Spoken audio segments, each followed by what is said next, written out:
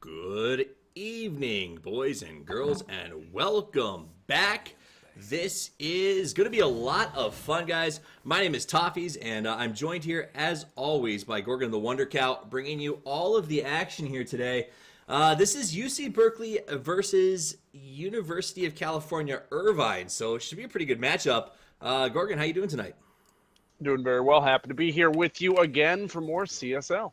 It is more CSL, and if you've been with us all night, you will know that there was a copious amount of CL earlier this evening as we saw our first, I think, 80 or 90-minute game of the season that I've been able to watch, and it was, well, I want to say barn burner, but let's be frank, it wasn't.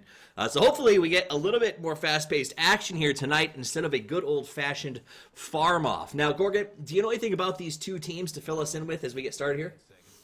Well, we haven't seen a whole lot from either of these teams moving through this season so far, so I'm not entirely sure what they've been doing in terms of their picks or bans, but I do know these are two relatively decently ranked teams from last season, right? If I'm not mistaken. I think we saw UCI get through the playoffs, if I'm not mistaken, or into the From what I understand, phase. I think you're thinking of UC Berkeley. UCI didn't make it. It wasn't actually here last season. They're new to the CSL.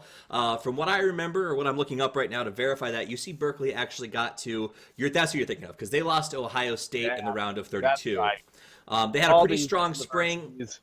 Absolutely. All starting with U and involving C's and B's.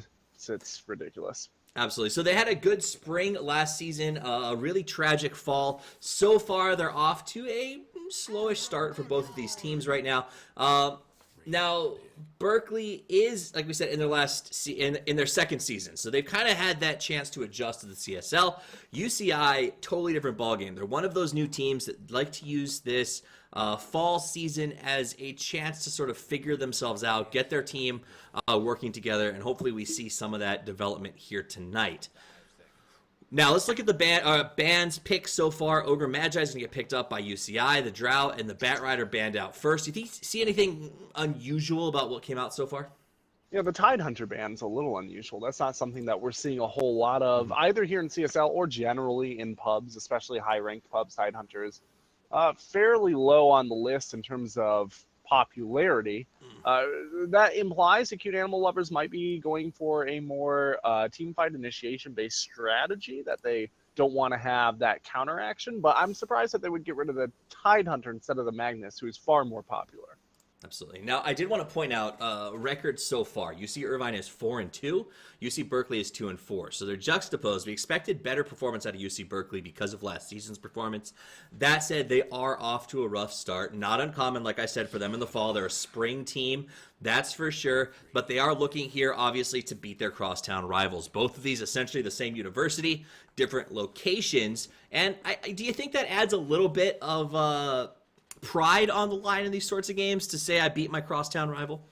Oh, there's probably pride on the line, and also you have to imagine that these teams scrim each other, right? As far as CSL teams scrim, these teams are probably teams that are scrimming each other. They're in the same time zone, so they know they're going to be able to find each other. They're relatively close geographically, so I would imagine that these are teams that are more familiar with each other than we normally are treated to.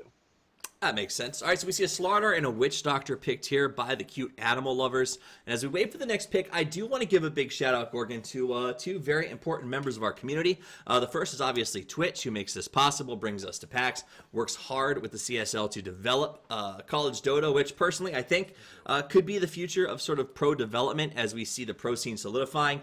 Twitch investing in the future here with CSL. And of course, a big shout out to Band, the official social app of the CSL. You can head over there, download Band, join the CSL crew, and chat with us directly through Band. Now, apparently, they just added voice. They have text communication, the ability to make groups. So really a cool thing. We'll show you some more commercials and hopefully bring you a player of the game if one stands out to us at the end of this match. So now that we kind of know who brought this to you, let's talk about that Timbersaw Ogre Magi. How's Timbersaw doing these days, Gorgon? Timbersaw's still really strong, right? He's a hero that we saw played a ton at TI6, and not very much has changed since then, just a couple of sub patches. He's still extremely viable. He's still in the top 10 most played for a lot of teams that are going to Boston next week. For the Ogre Magi, that's a hero that's been coming up through the ranks since the International and is now probably the most picked support in pubs, or at least in high skill pubs.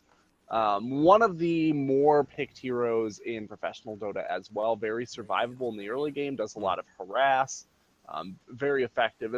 For the flip side, the Witch Doctor Slardar, a little bit less common picks here. Slardar is still picked up by some pro teams and is still nearish the top of the pub list as well, but Witch Doctor is pretty well down here at the bottom of the pub list and the pro list. I feel like we saw Witch Doctor sort of have a resurgence a little while ago, and then once Warlock sort of stormed onto the scene, Witch Doctor fell off pretty significantly. Is that just because Witch Doctor doesn't really bring a dependable stun to the match? His ulti is great, but just so interruptible. What is it about Witch Doctor that's been pushing him down that list, in your opinion? Well, one of the things that we've been seeing is more high armor, high survivability heroes coming out, and less negative armor heroes in the meta. So when he was popular, you were seeing him paired with Faceless Void, who's fallen out of the meta a little bit. You also saw him paired with Slardar, as we see here, because Amplify damage is negative armor and Death Ward is physical damage, so they pair very well together. You saw him with Dazzles. You saw him with push strategies that maybe required Desolator or Assault Cuirass, and we're just not seeing those kinds of builds as much in competitive play. Another thing is that reliable stuns on supports are more in fashion right now. So Witch Doctor's stun isn't very reliable in how long it is, but it's actually a non-disjointable stun, which is really, really nice. One of the few in the game. So you do have that little thing going for him, but the problem is he doesn't fare very well into heroes like Ogre Magi that can knock him right out of the Death Ward, right? Makes sense. It's something that we do talk about in CSL is these are developing players. Some of them are great. We see players like BSJ show up every once in a while. But most of these guys are sort of working their way up in the Dota world or just really good but casual players. So we don't expect to see the same sort of thing coming out of Pro Dota. And a lot of times I feel like these tried and true combos like a Slardar and a Witch Doctor that these other teams aren't seeing in pubs as often, they're probably not seeing in scrims very often, work well in these competitive matches because it's something that they're comfortable with, something that they know they play well, it's something that maybe UCI wasn't prepared for. Yeah, so Venomancer coming out here is interesting because that's a hero that hasn't really caught on too much in terms of the pub play, but with some teams like EG running it a lot, an awful lot, it's one of those heroes that I expect to become more popular very soon, including at Boston. Acute Animal Lovers maybe taking a page out of that playbook. They may run this as a jungle, a 4-spot Veno. They may decide to run it in an aggressive tri-lane. It can work fairly well in addition. They don't really want to pair that Venomancer off into a Timbersaw because the Venomous Gale is not very effective at slowing the Timbersaw down because he doesn't have Timber Chain to escape, and the Plague Wards just ramp up Timbersaw's reactive armor. So whatever they do, they probably aren't going to want to lane that way, but later on in the game, the Poison Nova will be fairly effective against Timbersaw, who is very armor dependent. So what is it about Venomancer you think that's making him on the up, or somebody that you think you're going to see at the Boston Major? Now, for those of you who don't know, Gorgon the Wonder Cow, my partner in crime, is also a writer for Score Esports, and covers a lot of the sort of like trends and where drafts are going. So I'm curious, as a professional esports coverer, what about the Venomancer makes you think it's his time? It's just been increasingly picked up by a handful of very high-ranked teams, and it's been fairly successful. In terms of play for right here, what we're seeing in CSL, Venomancer in high-ranked pubs does really well because he doesn't require a whole lot of coordination, like perfect coordination, right? He's just requires that there's some communication between the teams so he can get off a good Poison Nova. He's fairly versatile as well. When we start to get into the professional scene, a lot of that is just kind of reading patterns in terms of what professional players are relying on. And we will likely see If I had to put my money on something, I would say more Venomancer through the middle portions of whatever this group stage is. Gotcha. I think, as of yet, undefined group stage. And then as counters start to come out to it in the group stage, maybe less of it at the actual main event. That makes the sense. meta switches fast in professional gaming right now. Right, especially if you're doing, like you said, maybe a jungle Venomancer, then that's going to get countered pretty quickly once people start to see it. Storm Spirit picked up. We was in the last game. He was relatively effective, got shut down by an AM with an Orchid into a Bloodthorn. Storm Spirit in this lineup, we've got a Luna, an Ogre Magi. So right now there's not a ton of lock in place to stop the Storm. What are you starting to see building out of these two lineups? It seems like Cute Animal Lovers is looking to get some good ganking with a little bit of split push on the side. UCI, I'm not really sure yet. Rubik's a really good pick here in the Storm Spirit, though, because Telekinesis is an instant cast. So if you do that up as a Storm Spirit Ball Lightnings, then you can interrupt a Ball Lightning back out. So that kind of stops the Storm Spirit from doing too much of this cutesy in and out horse shit throughout the middle of the game. But the Storm Spirit's an interesting pick in and of itself. Partially, there aren't a lot of really good targets to just blow up, right? The Luna's pretty fragile, but Ogre Magi and Timbersaw, when that was picked, are both very, they're survivable heroes. So there's not a lot of places for that Storm Spirit to go to get easy food so far. But like you said, there also aren't a lot of really good, reliable stuns to handle the Storm Spirit, depending on how good this player is. That individual hero could either blow the game open or just completely crumble. Now, we've been seeing, you and I, as we've covered CSL so far this season, we've seen a fair amount of aggro tries, probably more than we ever see in professional Dota. Both of these teams look like they're developing the potential for a aggressive try. Do you see that fitting into either lineup right now? It's a tough question. Without the last pick, I think UCI could run an aggro try, right? They have Luna with Lunar Blessing. The Rubik's going to have the Fade Bolt to reduce the damage of his opponents. Not only is it a good nuke, but in an aggressive try lane, being able to reduce their damage so that they can't stand and fight you outside of their tower is pretty effective. And then the Bloodlust stack onto Luna could mean for a pretty fast tower.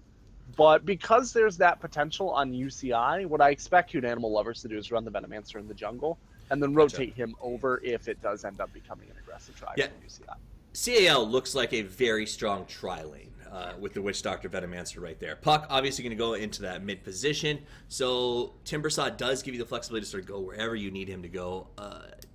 Aggressive try, I think, would be pretty tough, like you said, against that Venomancer rotating in from UCI, even though it seems like maybe they had that in mind initially. CAL looking at their last pickup here, we know it's going to be the hard carry. Who do you like for this? For Cute Animal Lovers, I think a Spectre could be pretty solid here. They may also decide to run something like a Slark. Oh, they could run. I'm going to also say Slark may be the pick here. The Slark is a pretty solid pick here. You have the Dark Pact to get rid of any of the stuns that are coming out. These aren't extremely long-range stuns either, which means that in order to get into the Slark, you do have to get within potential pounce range. There isn't a lot of burst damage here for UCI either, which is something Slark has difficulty dealing with. They really are... They have exactly enough burst damage, it looks like, to knock him down 2/3 of his health, but not nearly enough to knock him out before he can Shadow Walk, or Shadow Dance, excuse me. All right, well, we're getting ready for the game to start, so we'll flip over to that game setup, guys, and when we come back, it's time for UCI versus UC Berkeley. 10 seconds to go. 5 seconds. Well, it was a short break, no pause to start, guys. This is Toffees and Gorgon, and we are bringing you a live showing of CSL, baby. It's University of California, Berkeley versus University of California, Irvine in a cross-town battle. Me llamo, or I guess I said that wrong. My name is Toffees, and I am joined here by Gorgon the Wonder Cow. Let's do a quick introduction before the action gets started. For the Radiant side, we're going to have quarterfinal on the Slardar. We're going to have Endure on the Slark. Going right to the middle, we're going to have Get This Guy Off Me on the Venomancer. K-Sed on the Storm Spirit. And last but not least, Masha Curalite. I have no idea how to say that. Masha on the Witch Doctor.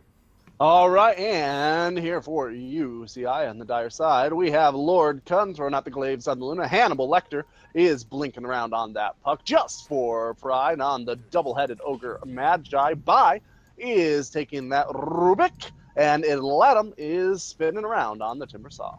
All right, those are the lineups as they both go to lanes. Looks like it should be a pretty even spread here. ID Latham is just sort of hiding in the trees. What's his game right now? What's he looking for? You think he's just worried about getting caught out? He's going to drag the creeps out this way. Yeah, okay. Presumably, he just doesn't want to be seen before then. So it's an interesting place to hang out. I don't think I've ever seen that particular spot before. But the danger here is if he gets seen out, not only is he vulnerable to potentially dying, although he has Timber Chain. So, oh, never mind, he went reactive armor fully. I expected him to not commit until he saw the creeps. But the other thing is that when they see him do this, they'll have a pretty good idea of where his ward is. So countering his ward might be a little too easy, especially since Witch Doctor does have a sentry ward on him. Makes sense. All right, so he is going to back away. Witch Doctor will probably go back and get that D ward, and he'll go the long way around back out to his lane. Meanwhile, Slark picks up a round of comfortable farm. Look at him, going to pull it away so it doesn't get towered out. A little bit of chess match in the early game bottom. Hannibal Lecter's mother, Mrs. Lecter, needs a second, so apparently he's got to chat with her.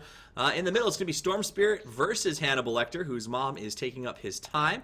Quarterfinal, who hopes to be there at the end of the season, is going to be up here solo laning against what looks like a good old-fashioned 2-1-2. Lord Kuhn and Rubik going to be having a pretty good time on this lane. What do you think about the 2-1-2?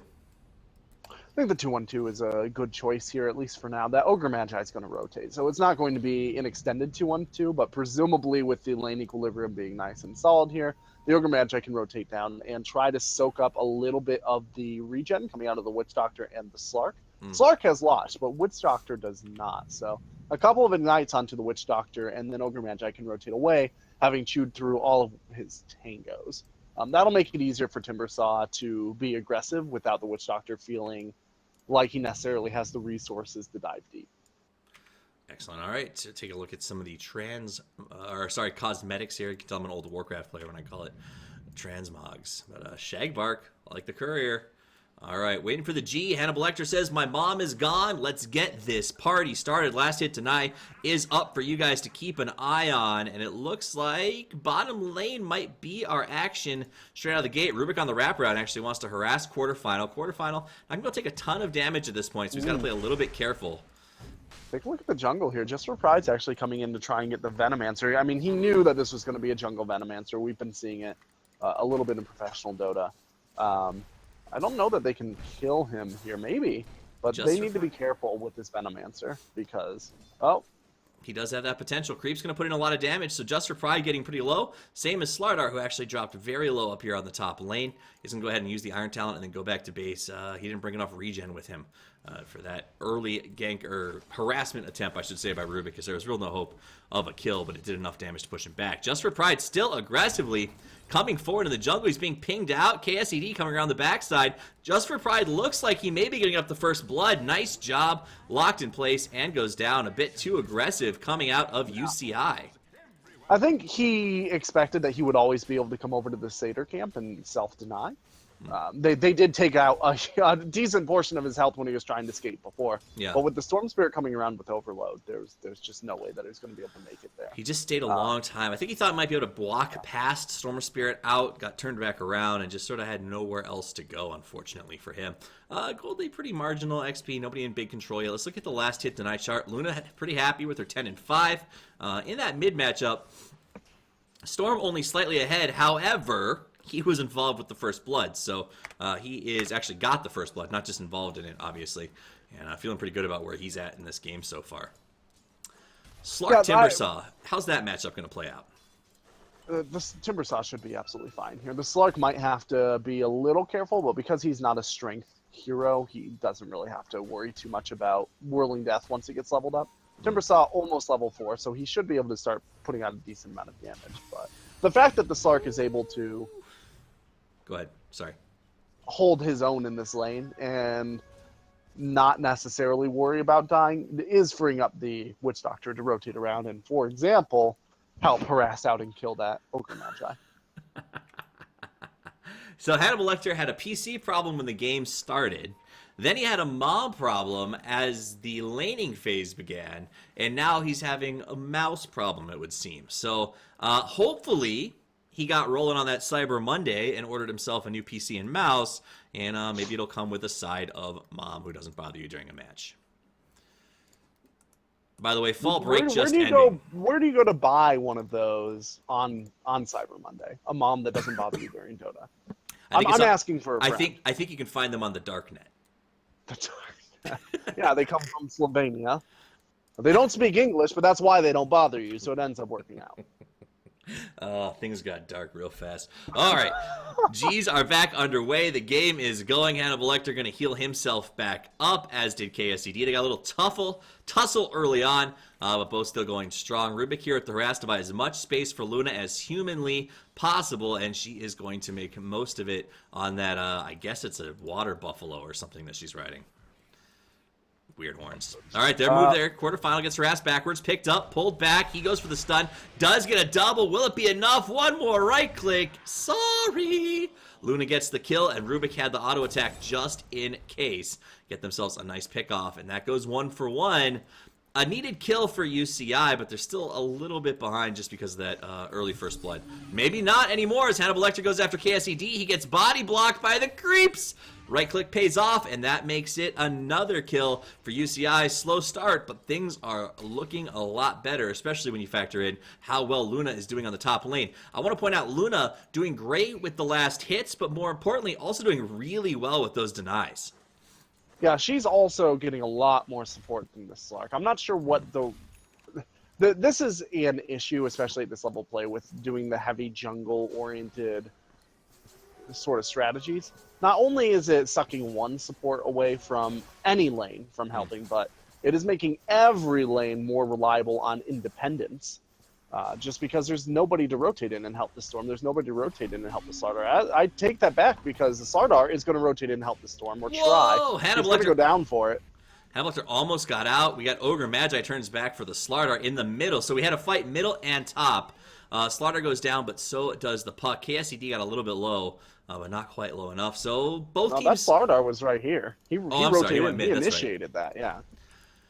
So came in. And he just couldn't get away from the ignite damage. It landed on him and kind of burned him. That makes sense. So nice rotation by Just for Pride to make sure he came in here and backed up his puck. 2 and 3 right now. A little UCI still, I would say, in control of this game, but not by much. Laning phase still open to anybody. Right now, Timbersaw doing all right. Yeah, Timbersaw is going to do really well because of this jungle Venomancer and because the Witch Doctor has been forced to rotate around in order to try and make stacks for that jungle Venomancer or maybe the Luna. But in either case, the Witch Doctor is trying to optimize efficiency for the mid game, which means that the Slark's going to fall behind in the laning phase. That's just the way that works. Also, they've committed both of their wards here on the Radiant side to making sure that Venomancer is unharassed in the jungle, which means the Slark is not going to have as much vision for wraparounds here on the bottom lane. Again, we're going deep. He wants it. Timbersaw wants Slark real bad, and Dora's going to jump away. Should be able to get to safety. The Chakram is up. Nice dodge. Never mind. Doesn't get to safety. The Chakram was well played. Slark saw it coming, but could not get out. His pounce was down, so he couldn't cross those trees. And UCI playing very well right now. Now that's a big warning sign if you're CAL. That your Slark is not only missing a lot of targets in terms of his farm, but now with Timbersaw is solo pushing down a tower, killing your Slark, and by the time the Slark comes into lane, the Timbersaw is going to be, this is a dead Witch Doctor probably, unless he gets very lucky bounces. All right, so Witch Doctor will go down at the same time that Storm was taken down mid. Storm went mad mode against the Puck, and Puck just had some really smart riffs and good dodges to make it very difficult for the Storm to get him. And Storm couldn't handle it. He hit 6. He thought he'd get a ball lightning kill and just couldn't pull it off. As for the Witch Doctor, he came down to this tower, teleported in after the Slark died, and I'm 100% unsure what he thought he would achieve there. The Timbersaw is completely capable of diving a level 2 Witch Doctor with absolutely no concern whatsoever.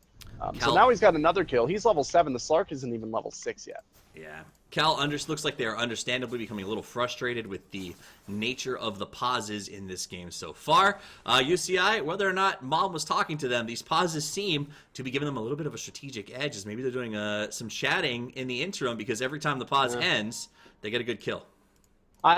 Most of these kills are individual skill, though, right? The Timbersaw's getting kills bottom with absolutely no help. I would be very surprised if these pauses are contributing to anything except frustration in this game. All right, Luna paused the game, so let's see if UCI gets a kill off of this. We'll know what's up. We'll know what's up. Though, keep in mind, Kuhn happily farming 43 and 26 right now on the top lane. So much so that Slaughter has just said F this and essentially moved on. Yeah, he's had to. I mean, he can't survive Luna and Rubik together right now. Or at least not, and also get experience. So Right. him moving on is a good call for now, in that at least he's getting something. But ignoring the Luna is a big problem here. Yeah. For CAL, they're falling behind. Their farming carry is way behind where he needs to be. Their Storm Spirit is a bit behind where he needs to be. They have this jungle Venomancer that is now coming into the off lane, but I don't know that efficiency on the 4 spot is going to end up having been worth anything at all.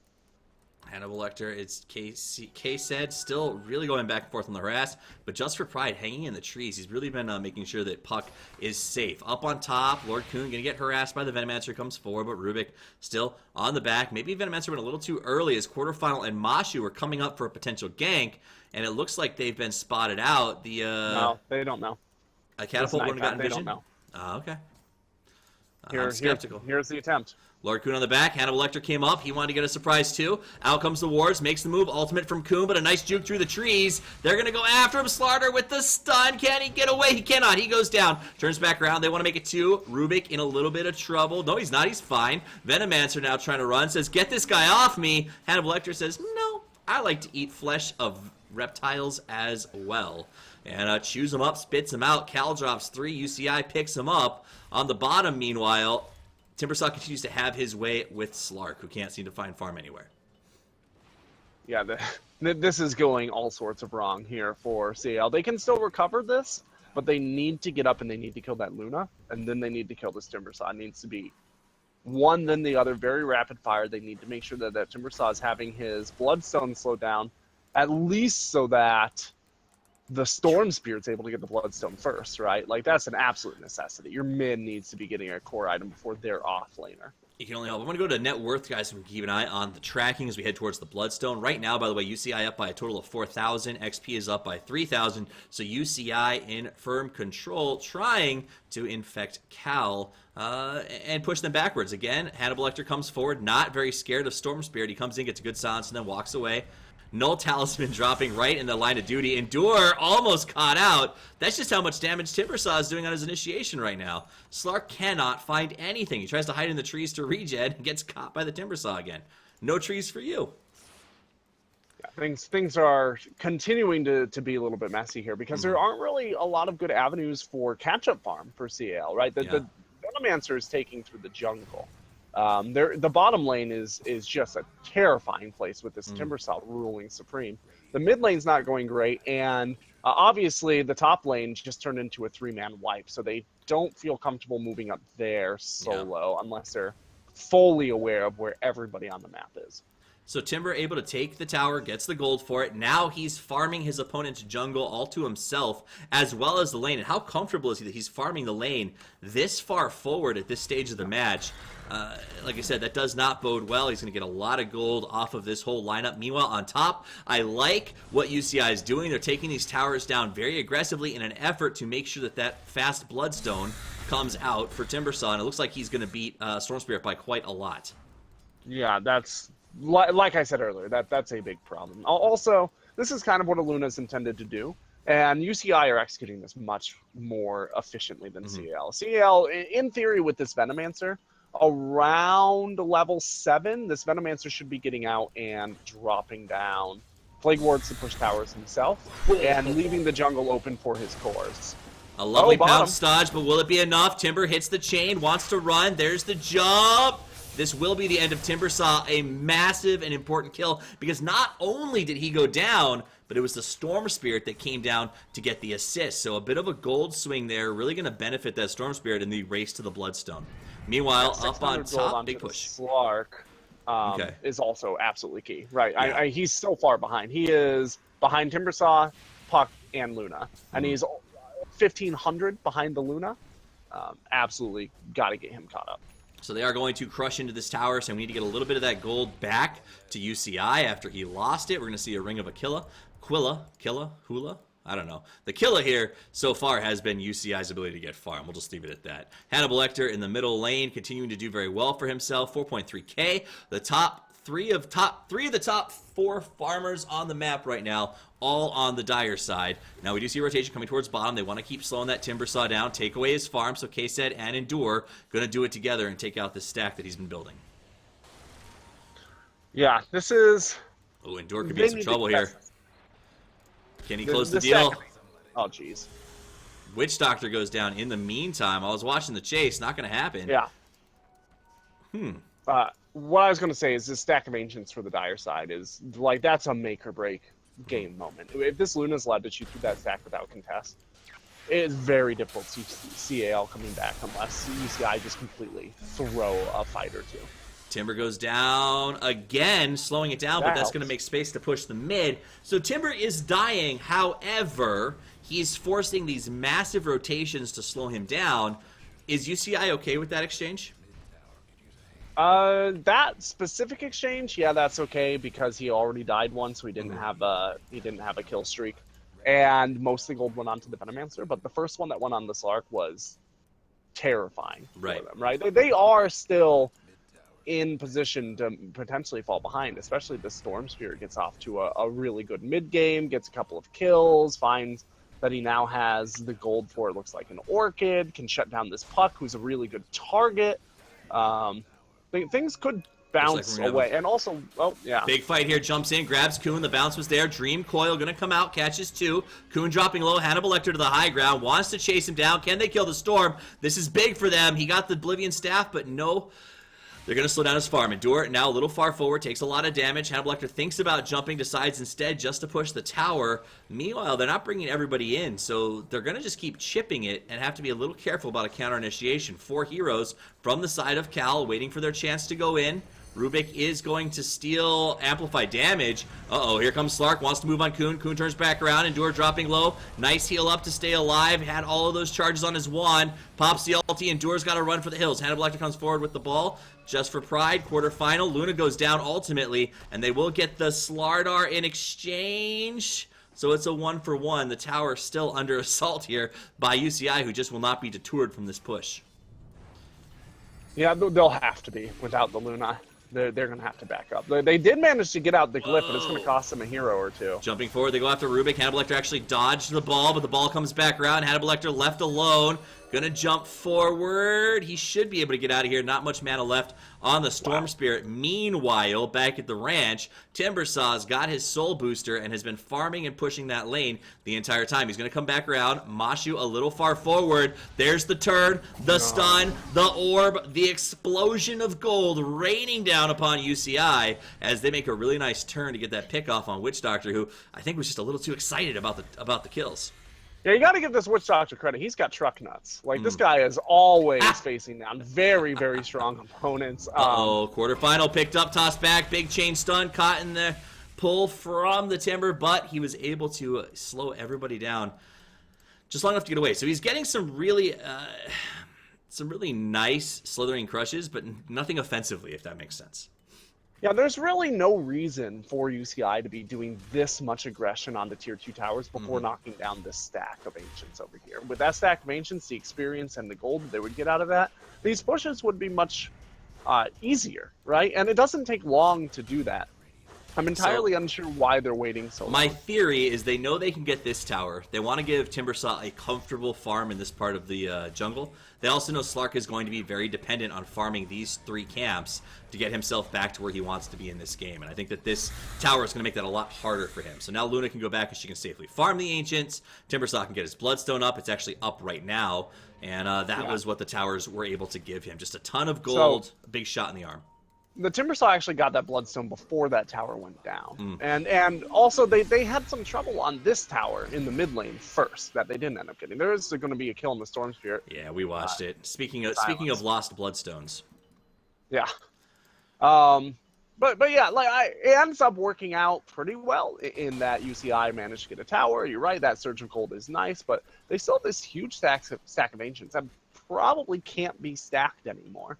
Unless timing is absolutely perfect. What a great team name you just came up with. Stack of Ancients. I like it. That's the byline for my memoirs. I was going to say, it's the byline for every new Chinese team to come out recently. Sorry. I couldn't resist. Sorry. Okay, gold lead 7,500, XP at 4,000. UCI doing a great job in this game. And look how objective driven they are right now. They just go straight to the top tier 2. They want to take away all potential for catch-up farm, I should say fearless catch-up farm, coming out of Cal. So right now, Cal's going to push the bottom lane with Endure, but they're going to definitely lose this tower.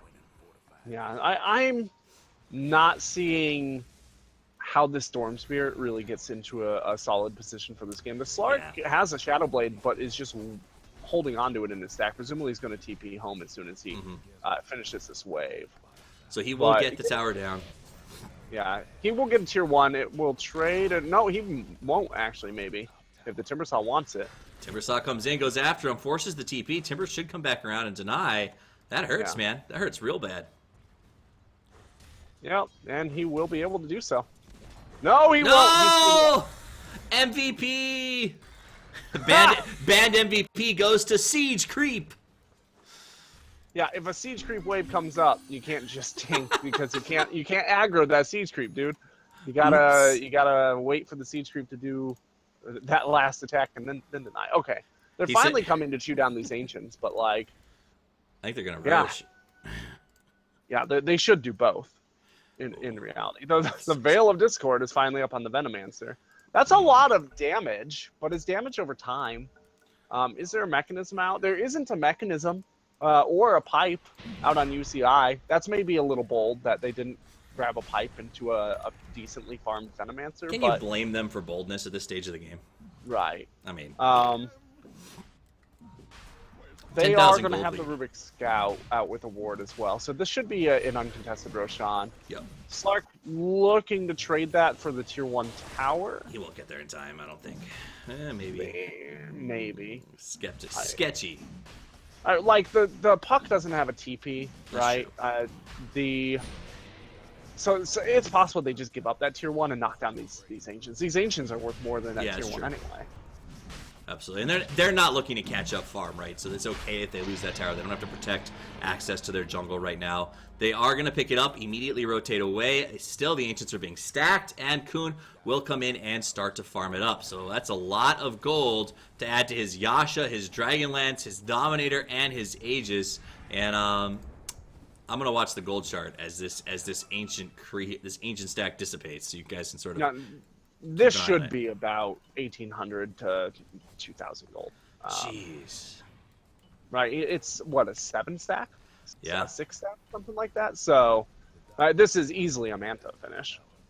So it looks like they are going to try to. Right. They're going to swing into the top, but we'll TP up here to try to put a stop to it. Endure was behind the tower, wants to go ahead of Elector. Nice initiation, quarterfinal from the backside. They set him up. They get the kill. They're going to probably pick a Rubik up off of this as well, but here comes the cavalry. Timber says, I'm here to save you. Jumps off after KSED. Can't do anything to stop him, and KSED will get to safety. No one goes down on the side of the Radiant just yet. Endure with the jukes. Thinking about Just for Pride, maybe harassing him a little bit. Meanwhile, Luna continuing to farm.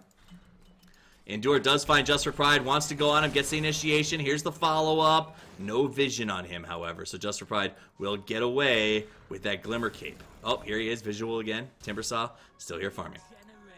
Yeah, so that ended up being right around that 1900 mark, 1950, I think, something in that zone. Will finish off the Manta for the Luna, but that was about 1700 gold in Heroes chewed up for Cal, which is a huge find, right? You just offset that entire Ancient stack because UCI were a little too full of themselves. Absolutely. They were very cocky. I think that we could have probably seen a Luna TP there if she had one and made a big difference, but stuck with the stacks. Meanwhile, let's go see what Endur's up to. He jumps to safety, goes into the Roche pit. They know where he's going to be. Do they have the stop? They do. He is alone and will go down. Yeah, done.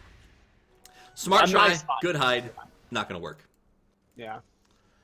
For UCI to grab that really, really helps here, right? Because the Slark had started to get quite a bit of gold. He has not bought anything out since that Shadowblade came out, which means he's sitting on a ton of unreliable gold for no apparent reason.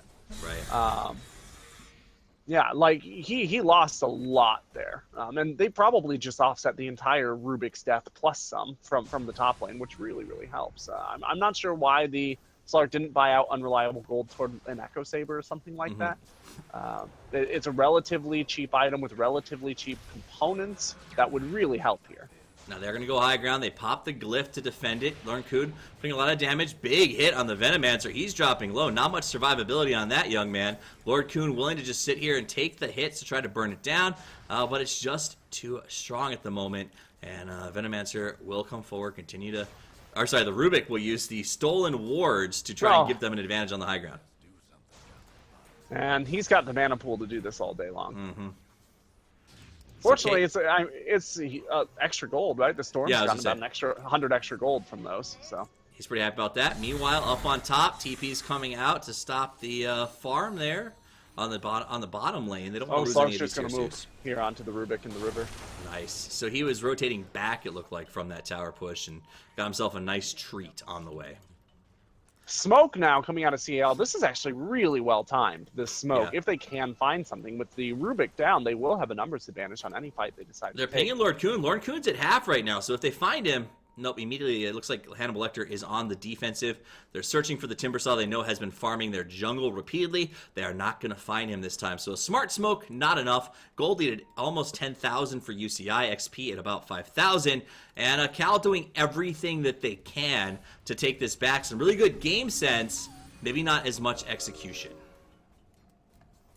They're coming forward. They want Kuhn. Get this guy off me. Steps forward. It looked like they were going to try to dive on him, but I guess not. Sorry, go ahead. All I was going to say is one thing that CL are doing very effectively here is buying time in this Aegis. Right, it's going to be unused. Granted, they gave the Luna time to farm another item, but in that time, Slark did end up deciding to go for Silver Edge. So finishing out that Silver Edge, the Storm Spirit very close to a BKB. Yeah, I'm not sure that I absolutely love that BKB build here, but it's better than nothing, and it will help into the stuns, right, which have been making it difficult for the Storm.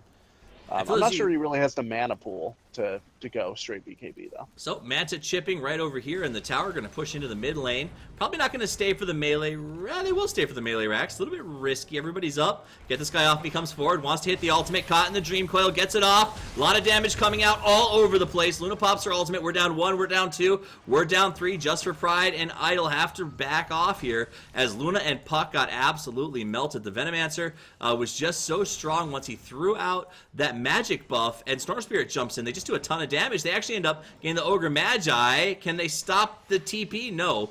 It was on cooldown, so he will just barely get away. But they gave up 3 on what I would call a cocky push. Back after the tower, none of that happens. Yeah, and that finishes the Force Staff for the Slardar. That's very big. Also, bear in mind that initiation was perfect out of CL. It really was. The Aegis had just expired on the Luna. Like, she died as that Aegis was expiring. Honestly, you cannot ask for a better moment. It's very clear that they were waiting out for the moment that was going to be an opportunity. Carefully, they may have even let up on the aggression after taking out that Witch Doctor, just so that UCI would be pushing when that Aegis expired.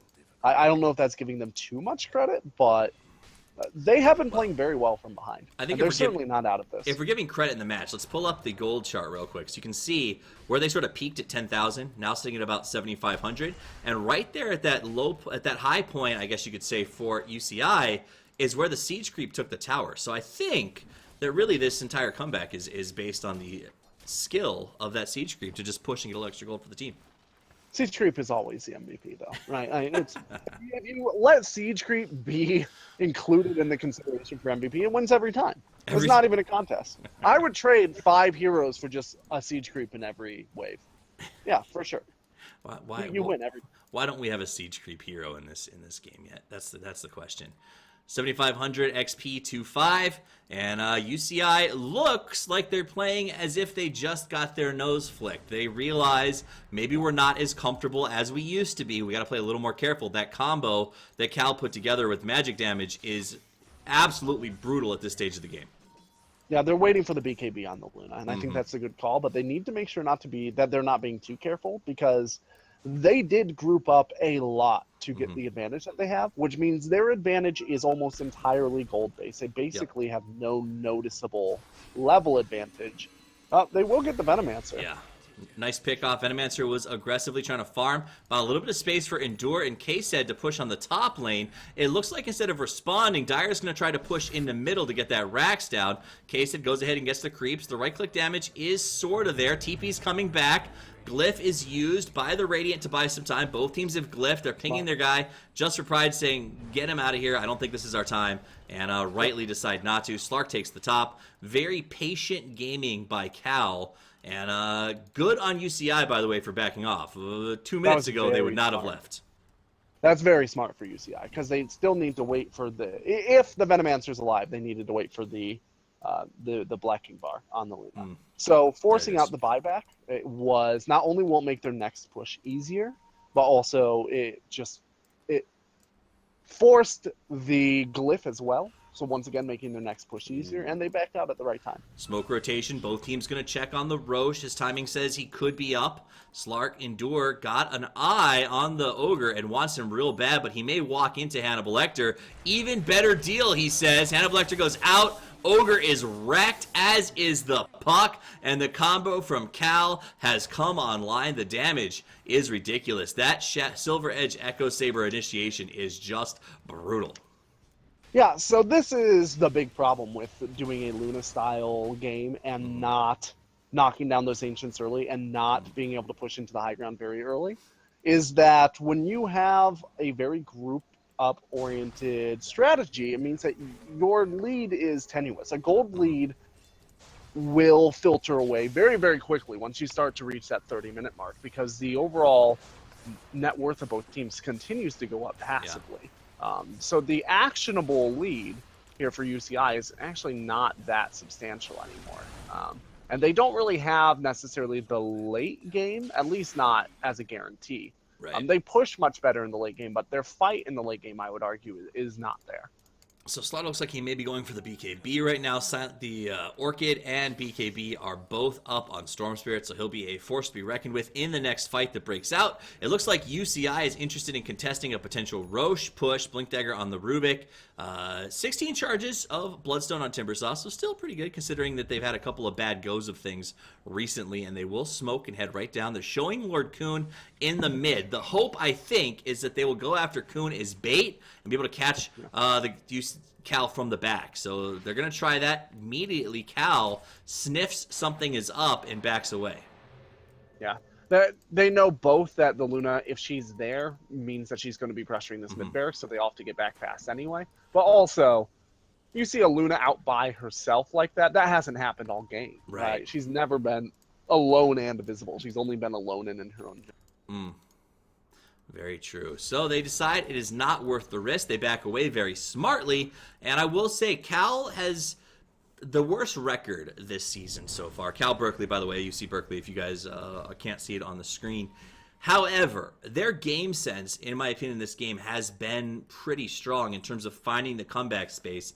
I would have said 15 minutes ago that most people would have said, this game's over. Yeah, well, they're going to lose the Luna here, it looks like. No, she survived. She gets the BKB off. BKB off, in they go. Ultimate from her is going to melt down this guy. This guy is going to drop. Ogre Magi goes down. Rubik goes down. Lord Kuhn putting in some serious work, but struggling. He ultimately falls, and it goes 3 for 2, but Timbersaw still here, still looking to get some kills. He turns and runs. Puck can't find... Oh, Witch Doctor appeared at the last possible second, but they could not stop him. He TBs to safety, makes it a 3 for 3. Hector and the Timbersaw are going to have to probably back away here, go try to find some farm for themselves. So I thought that was going to be really bad for UCI, but they came out okay, I guess. It was a pretty even gold swap at the end of the day. Well, it's a pretty even gold swap, but an even gold swap favors Cal, right? Because the more gold that's in both teams' hands, relatively less the gold lead that is in play means. So an even gold swap is great for them. It's buying them more time. In addition, they didn't take any Rax damage there, so they can walk away very happy. Yeah. Especially considering also the Storm Spirit was one of the survivors, and that's one of the most important heroes to keep alive right now because you are sitting on top of Bloodstone. Timbersaw does have a Lotus Orb up right now, worth mentioning. We'll take a look at the other items that have come out recently. We've talked about most of the stuff on Cal. Opposite side, Luna hasn't seen a ton besides that Lotus Orb, and now a Dagon, it looks like, on the Puck. Yeah, the Dagon, that's an interesting pick. It's not going to help that much against Storm Spirit, who has a BKB, right? Not going to help that much against the Slardar, who has a pretty decent amount of health. But it will help against the Slart. There they go. They can catch him. Timbersaw out of position. Gets seen. Everyone in. Yule's going to buy a little bit of space. Can get off. Tries to jump. The break's there. That'll be the death of Idol TM. He looks like he should be in trouble from the Maledict. Will it tick is the question. Meanwhile, Slark gets caught in a huge stun. Big ultimate from Witch Doctor. Endure goes invis. Tries to take one out. He's got to back away. Poison from Get This Guy Off Me. Still, only the Slaughter is down. Now Rubik, Puck. Things are unraveling relatively quickly as Kuhn comes forward, putting in some damage, but they have a Sentry Ward, so they're thinking about making a move on him. Endure wants to. There's the jump. BKB, but at what cost? Gets him nothing, and they drop 3, make it 4. Witch Doctor coming in from the backside and getting a kill. Witch Doctor chased down the Slardar to get the kill, and on his sneaky return to his team, he ends up running into a low Ogre and getting the pick off as well. So Cal... what a comeback. We thought this game was UC Irving's, and now it's only a 2,500 gold lead about to drop. They have the experience lead for the first time in this match past 3 minutes, and are starting to look very good. Yeah, Luna strategies require a lot of discipline. They require a lot of discipline because in the laning phase, she's very fragile. She's very easy to kill, so you need to know her boundaries, both if you have supports and the player himself or herself, but also because she has a best buy date in terms of being able to push onto the high ground with that Glades. Her Lunar Blessing is raw damage based and not percentage based, so it does not scale super well into the late game. And in fact, you'll notice that this Luna is just not scaling Lunar Blessing. Outside of the laning phase, she's not bothering with it. I don't know if that's really the way to go, but okay. It gives her individually more damage because it increases her damage and attack speed and stats. So it just doesn't help with her team. With how low everybody's been getting in these fights, it seems like Cal's sort of getting away with a couple of HP. It seems like maybe that extra damage would have been helpful. We'll see Storm Spirit TP to safety as everyone from Dire seems to be rotating down towards the bottom lane. Puck is going to try to get a little farm up there on top. Endure's going to find him, though. Well, nice Yule's dodge on the pounce, and he will jump to safety. Slark says, I couldn't get you. I'm not going to waste my time, and the Lobster runs away. Yeah, this is really dangerous for UCI. They aren't in a position now where they can really force good fights. They need to smoke up and take a gank. And ideally they need to do it sometime where they know the Storm Spirit cannot get there. So if they see the Storm Spirit one area in the map, they need to hope that there's a Storm Spirit ally somewhere on the other end of the map. And it doesn't look like CAL are going to be dumb enough to let that happen. They're grouping up very intelligently and just making sure that they're remaining safely within Storm Spirit's initiation range. Absolutely. Now, I will say that we got to watch for a little while this Disco Lobster cosmetic that Slark's rocking. Very interesting. Shocking to see a lobster sparkling like that. By the way, guys, if you ever pull a lobster out of the ocean and it looks like that, don't eat it. It's radioactive, I promise you. Gold lead is now at 0. XP is almost at 5,000 in Cal's favor. And the itemization has really picked up on their side of things. So things are looking a lot better than they were 10 minutes ago. And if you're UCI, obviously you're worried when you saw the turnaround. Are you scared? Do you feel like you're behind at this point? Yeah, UCI are not my favorite team to win. They haven't been for a little while at this point. They don't have the draft to make this happen without mistakes coming out of CAL. The pickoff potential from the Storm Spear onto their puck and the Rubik is way too serious. Their Timbersaw has been able to get out of dying in these fights, but that's not helpful unless the Timbersaw is able to 1v5, and he's simply not. The Lotus Orb build allows him to pressure pretty effectively, but at the end of the day, he's a tank. He's not going to be able to handle a Storm Spirit's mobility or a Slark stat steal. Now, it's always a pretty good indicator of a team situation when you see them lumped up trying to find some farm here in the jungle together, protecting their own, and that is what UCI is doing, looking for ganks on the puck. Puck's going to get away without any issue whatsoever, and just like that, Cal really looking like this game is theirs to throw at this particular point in time. And the problem, I think, really, the problem for UCI has been Endure. The fact that Endure was able to get some pickoffs, they let him get that Silver Edge into Echo Saber, and he got some really important kills to get himself back in this game, and now has dictated the tempo, right? Because UCI is scared to have any of their heroes out by themselves, because even the Timber is susceptible to the initiation combo coming out of that Slark right now. Yeah, Timbersaw doesn't really... I wouldn't say he's necessarily susceptible. He can die. I'm not trying to imply that he cannot die, but really he doesn't do anything out on his own. He'll push a couple of creep waves. The risk isn't worth it, even if he is likely to get away. Which he is with the Lotus Orb to be able to lift effects. He does have a Suicide from Bloodstone if he needs it. He also has Yule Scepter for a purge on that as well. He's got a lot of ways to survive an initiation. The problem is he just doesn't really have a lot of ways to help his team survive. With that said, the tower count is now even. The gold and experience lead are on the side of Cal. They go deep, get a fast pickup off on the Rubik. Pass Kuhn. They go straight for the Ogre Magi. Lord Kuhn pops the BKB. This could be a little bit of trouble. In comes the Venomancer. He gets his ultimate off. Kuhn with the ultimate running. He's going to do a lot of damage. Storm Spirit's going to go down, but he's got an Aegis. That's scary. Endure doing some work on Kuhn, but he goes down instead. Kuhn will die to the jump by quarterfinal. KSCD wants to make the chase. Goes for Just for Pride. Finds him out. Gets him stuck inside of the bolt. Decides not to make it happen and chases... jumps away smartly instead of over pursuing an Ogre Magi that was really worthless to him at that point. Yeah, you do have to be careful. If you're a Storm Spirit with an Aegis, you do have to bear in mind, if your team's going to follow you wherever you go, like that Storm Spirit was safe diving super deep because he had the Aegis and he could zip out right away, but his team clearly was not. A nice initiation onto the Timbersaw. Timber's going to get caught out. I don't know that they're going to be able to do this. Quarterfinal walks away. Yules comes out from idle. He wants to finish him. He does. And he comes Puck for the backup. So they thought they could get something. They end up giving something away. And UCI, very happy with that, will curtail the aggression of Storm Spirit. So what we're seeing in this game so far is a battle of the ill-advised high ground plays, I guess. Yeah. Yeah, the CL had no reason to not just stack up wards, plague wards, onto this high ground and chip that tower down. And force UCI to come out and deal with them. If UCI were forced to come out and deal with them, then the Storm Spirit ball lightnings to the back lines and takes out the supports and zips away with protection of the Aegis in case he gets caught out, right? Everybody survives there. Also, the Luna didn't have buyback because she bought out a Butterfly. So they didn't necessarily know that she didn't have buyback. They probably were not aware of that. But the fact that she did not have a buyback also meant that forcing her down off of the high ground was optimal, because if you do happen to find her out of position and kill her, you just won the game.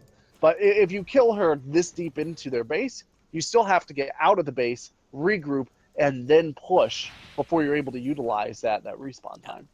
Cal, I think, forgot that the basic rule in poker applies here, and that is when someone has the chip advantage, like they were in this, they had a great chance to sort of chip the tower down. The other person has to be aggressive, right? So you let them sort of throw themselves into an uncomfortable position, and that would have been a very different fight. Cal, however, tried to be bullies and it did not pan out. Endure still looking for a little something. There is going to be, he's pinging out saying, hey, there's a ward here, guys. I know that there is, and Rubik immediately smells out, goes ahead and looks for a D ward. They're going to chase in. They make the move, grab Slark, follow up with the silence. He wants to turn back around and go, though. Here comes the Timber. Invisibility. Can he get away? The TP will run its course, and off the Slark goes. Big rotation from everyone from UCI, and it comes to naught. Dream Coil was used too early there. Yeah. If that Dream Coil were just saved until Shadow Dance, like until you wait till the Shadow Dance hits, right? And then you wait till it's not moving anymore. Then you Dream Coil, because that's when he's teleporting away. There's no way that he survives with just a Shadow Dance. That's not enough. He wouldn't have gotten far enough away. If there's a blink on the Rubik, there's a blink on the Puck, there's high mobility on the Timbersaw as well. Like, Shadow Dance shouldn't have scared that Puck into trying to corral. So, in what should have been an easy pickoff, leaving UCI's score card here, and CL can count their blessings on that. Yeah. Nothing really spent for them as well. Gold lead is slightly back in UCI's favor, rapidly becoming irrelevant at this point, because it's so negligible. And it's really anybody's game. This started so strongly in UCI's corner. They let it swing back. The tower count is now nearly even. No team with racks, so really open there. So we're looking at 40 minutes, and we're staring at 45 in the face. As we push into this 50-55, who's got the late game advantage? I think CL has the late game advantage in terms of fighting, but UCI still do have the late game advantage in terms of being able to quickly swing a fight in their base into a racks in their opponent's base. Because they just, empirically, they just push faster with Luna. Who's bought now, the that Satanic recipe, said, by the way. What's up? She has the Satanic recipe on her, so that'll be coming out very soon. That said, that UCI would need to take a pretty substantial fight in their own base to make that work. And they are waiting either for an opportunity to go take Roshan or for CAL to get over aggressive again.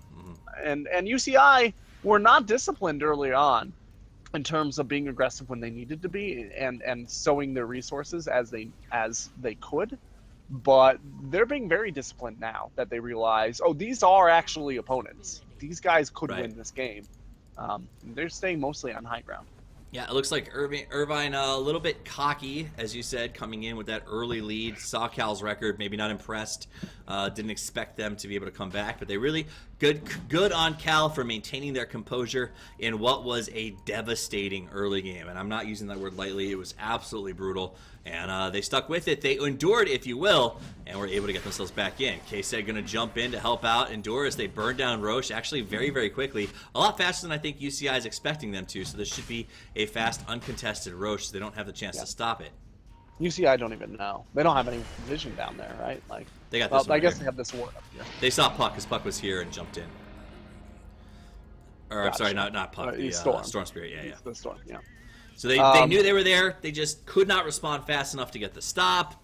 And if they did, Cal's team fight is absolutely ridiculous right now. Because the only person who can really doesn't have to suffer the ultimate damage is the BKB Luna, and that BKB is wearing down very quickly. Yeah, UCI also the Luna not saving buyback here, which is a big no-no at this stage in the game, right? That Luna is 100% of their damage. Yeah. If she dies, the game is just over. All right, so they smoke out. They look like they want to try a wrap round. Lord Kun comes forward. Endure's watching. And the smoke isn't going to pan out just yet, as UCI doesn't feel comfortable. They were going to try a backdoor wrap, but it's not going to happen. Lord Kun is going to try to tempt out some sort of jump in with Rubik on standby, but it sounds like Cal smells a fish, and they're not willing to go in just yet. Yeah, they realized what happened last time they had the Aegis, right? And I think this time they are heeding my warning, knock on wood, and just being very careful and slow chipping this down, forcing UCI to play. Yep, put the onus on the high ground team. K-Said comes in, D-Wards jumps away and says, no, you may not D-Ward us. Endure are going to push forward that middle lane, and this is what it comes down to. UCI with their backs against the wall in an all-out defensive position right now, as Cal just hopes that someone will get bored and try to come out and farm. Yeah, I think this Storm Spirit probably... Storm Spirit sitting on top of Boots Travel. No, she doesn't have Boots of Travel. Okay. This is a difficult position because nobody has boots of travel for CL, which Right. means that they can't safely put anybody in the top lane just to do a full split push. The pushing the mid isn't quite far enough away to stop the Luna from coming to the defense of both lanes. Right. They really need to be able to put somebody in the top lane and push so that the Luna cannot defend both lanes. Unfortunately, without boots of travel on anybody, the only person who could ostensibly make it from one side to the other is the Storm Spirit, and he'd use just about all of his mana doing it. Absolutely. Now that is a Ags up on the Timbersaw in case you guys didn't see the second Chakram come out. They're going to move forward on get this guy off me and just make sure they keep his wards out of high ground chip range. And they're pinging and saying, well, you know, these creeps are advancing. Maybe if we hold off for a second, we'll get our chance to move on the split. Puck shows middle to clear some creeps. The second that Puck shows, Storm Spirit looked like he wanted to get cocky, but decided not to do it. And they will just continue to come forward with the wards inching, inching, and inching. Timber goes forward, gets himself a little far forward, out of position. There's the ultimate. What can they do? Wow! That's the Luna, baby. She is online, and she melts the Venomancer down like a heap of slag. Yeah, I'm not sure why CL have heroes like back here. They have the Slark here in the mid lane when he's not able to split push effectively from here anyway. He is going to try to knock down the Timbersaw. Going back around. They're going to go in. It looks like he's in some trouble. We're going to lose the Timbersaw. Turns back. Kuhn comes in with the ultimate. Witch Doctor's running, going a ton of damage, but it's jumping to the wrong person. The stun is up. The melt is in. That's 2. Can they make it more? BKB is popped by KSED as well as quarterfinal, but it's about to end on KSED. He's got to try to run for the hills. What can they do? Can they finish off more than one? Yellow in some trouble here. Slardar almost out of range. Gets the blink up, but turns back for the rune. Will it be too much? Hannibal Lecter trying to play him out here, and they're not going to find him. So a nice play. Meanwhile, up on top, Luna goes down to KSED, gets a nice little pick, but will it cost him? Just for Pride there's got the stun, but he jumps before it goes off. K-Said gets away, as did the Slardar, and they get the Luna. They somehow managed to go in there with truck balls, as you called it earlier, and K-Said gets the pick. He might get another. Yeah, he should be. Nope, the turnaround's there. He goes down. Cocky, walkie, and can't pull it off. And looks like, I don't even know what that means. Puck's going to go back to base. Cocky, walkie? I'm keeping it. It's mine now.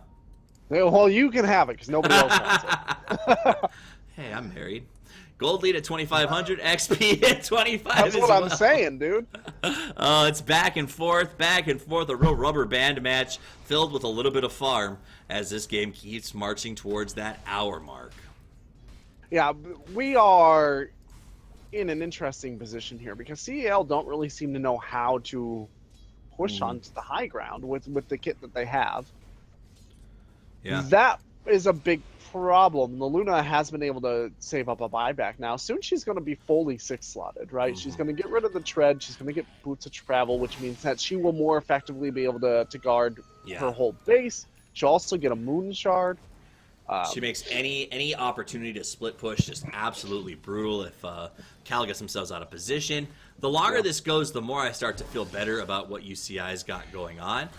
It feels like Cal just is letting them last too long.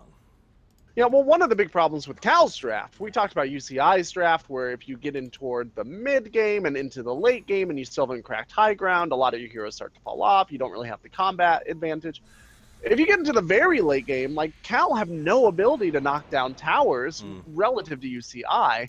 And UCI have, as I mentioned before, the ability to just march down mid lane on the back of that Luna. One good team fight, and they're going to take a set of racks. Right. I will say the Storm Spirit now has boots of travel, maybe not prioritized heavily enough. Had that Storm Spirit had those boots of travel in the last split push attempt, that Venomancer probably would have been able to knock down this bottom tower. Exactly. But instead, that entire bad fight started out with the Venomancer was trying to split push on his own, and that's a really bad position to be in. No individual for CL is safe alone, barring possibly the Storm Spirit if he's not overly aggressive. Lord Kuhn doing a good job of finding farm. He's dangerously close. Actually, he should have it up here just a second if he sells his other treads to getting his boots of travel plus buyback. And I do think that that's going to cause a very big problem for Cal once those bots are up. And it looks like he's working on that process right now. Is he? Or what's he got coming out? Well, Yeah, Orb of Venom. we will see. Or Orb of Venom into presumably a Scotty.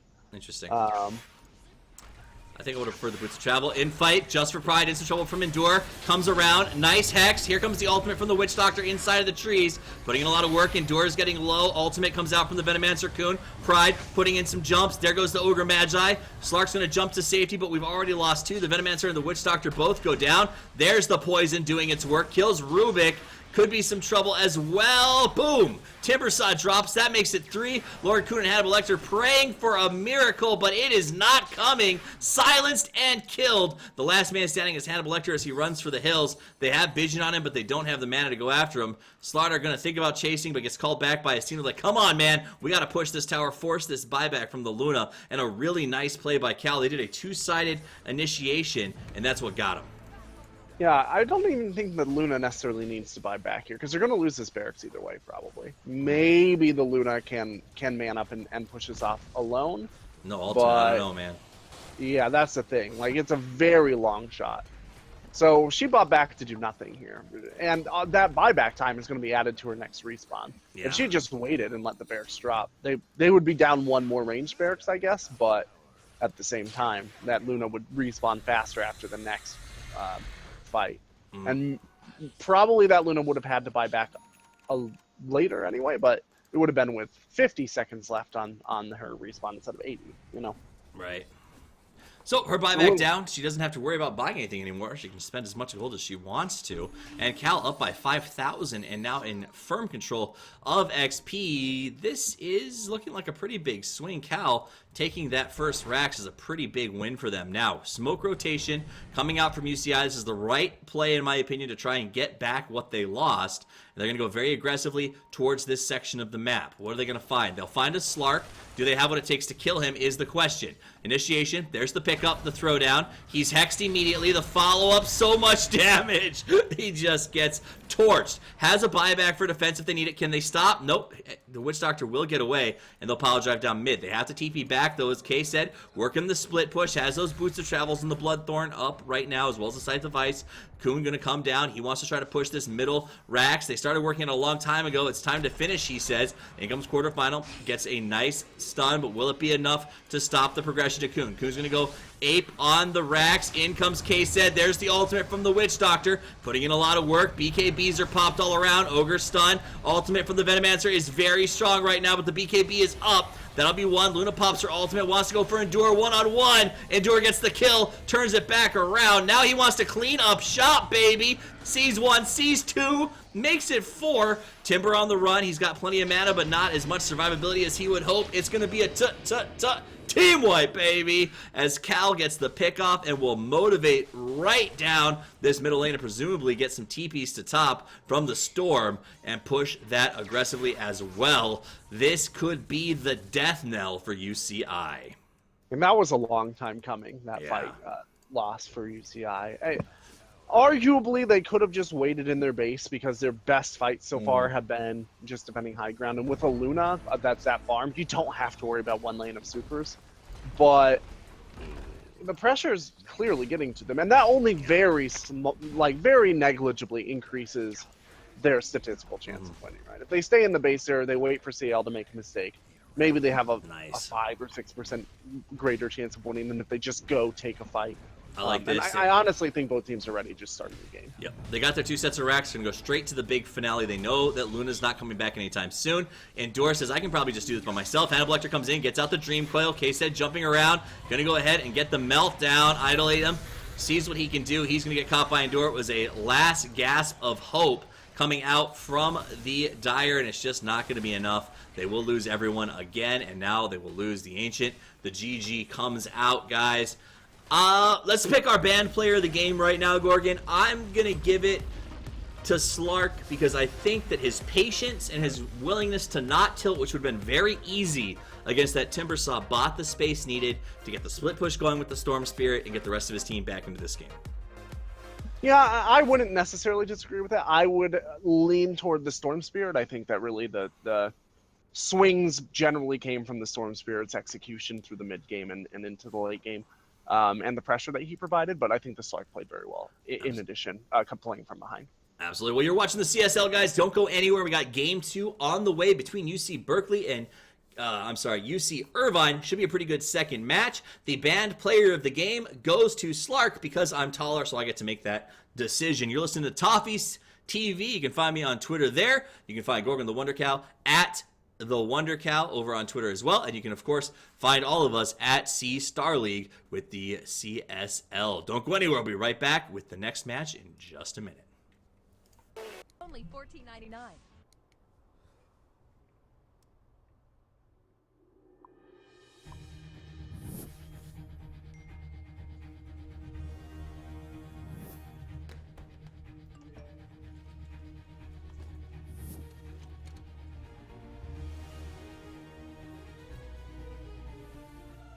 Don't miss the call.